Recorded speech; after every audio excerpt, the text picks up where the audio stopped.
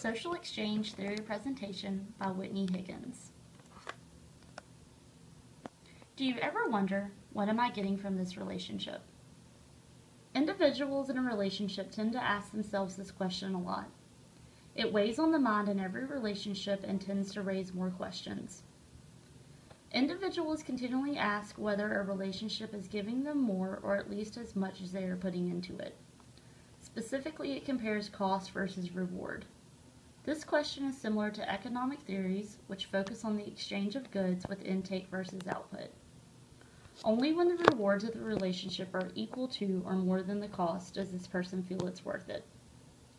Many of these goods exchanged in a relationship are emotional.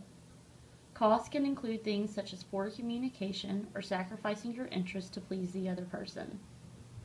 Rewards include things like companionship, sharing common interest, or being understood. I believe couples who perceive the relationship as equitable are significantly more satisfied with their partner.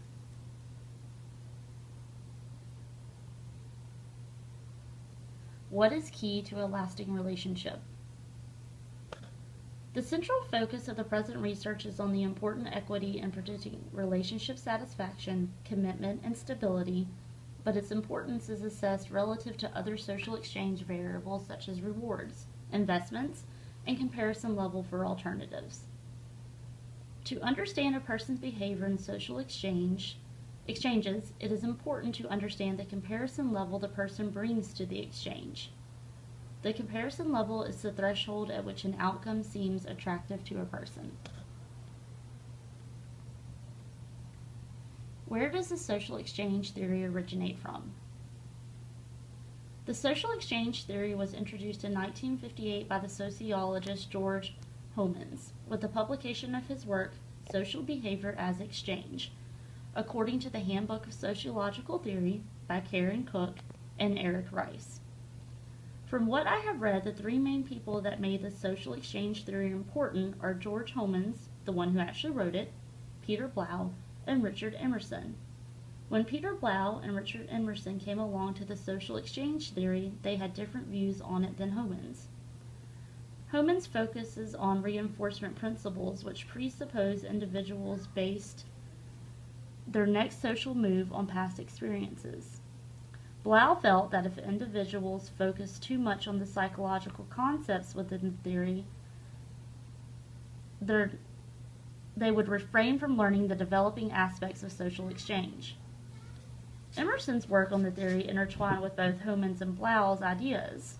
According to Emerson, exchange is not a theory, but a framework from which other theories can coverage and be compared to structural functionalism. Emerson says that social exchange theory is an approach in sociology that is described for simplicity as an economic structural functionalism. Emerson also says that social exchange theory is an approach in sociology that is described for more simplicity as an economic analysis of non-economic social situations. Social exchange theory came from the area of social psychology, and it was developed to explain communication and interaction, as well as the factors governing interaction in humans. This theory has had tremendous impact on social psychology, sociology, and many other fields. What is the theory's fundamental principles? According to Introducing Communication Theory by R. West and L. Turner, the theory's fundamental principle is that humans in social situations choose behaviors that maximize their likelihood of meeting self-interest in those situations. The social exchange theory includes a number of key assumptions.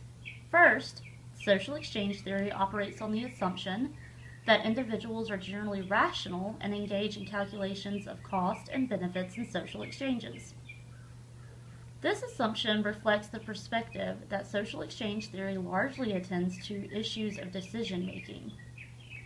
Second, social exchange theory builds on the assumption that those engaged in interactions are rationally seeking to maximize the rewards or benefits to be gained from those situations, especially in terms of meeting basic individual needs.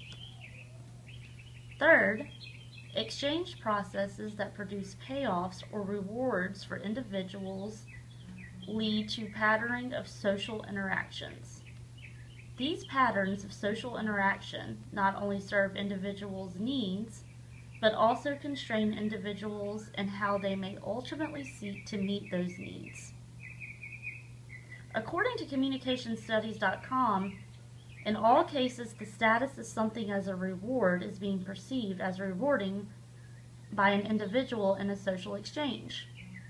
For example, receiving a praise from a spouse may be a strong reward for one individual, although it might mean relatively little to another individual. For the first person, the possibility of receiving praise from their spouse may be motivation to behave in a certain way, whereas for the second person, it would not significantly alter how they choose to behave.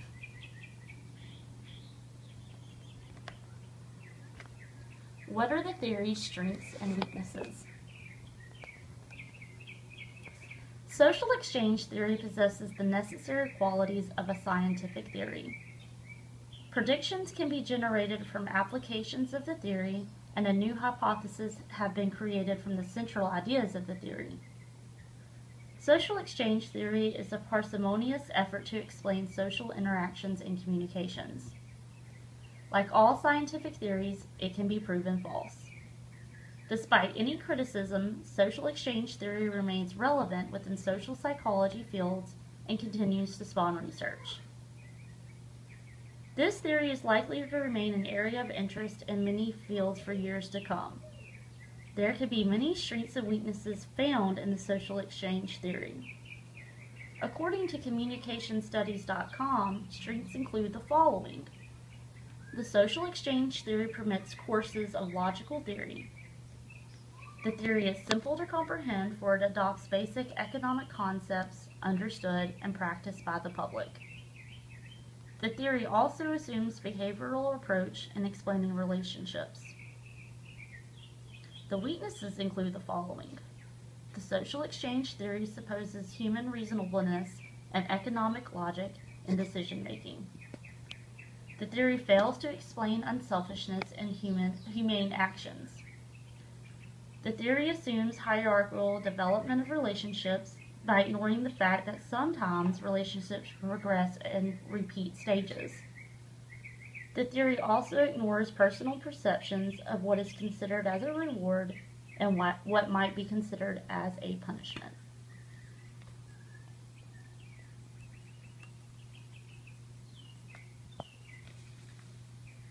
Final thoughts. Final thoughts. Overall, the social exchange theory asserts that humans seek to maximize rewards with minimal costs. This assertion is made through analyzing the outcome of social interactions. People are often seeking rewards from a relationship with hope that there will be little or no cost to themselves. However, cost is common, necessary, and vital to the existence of an interpersonal relationship.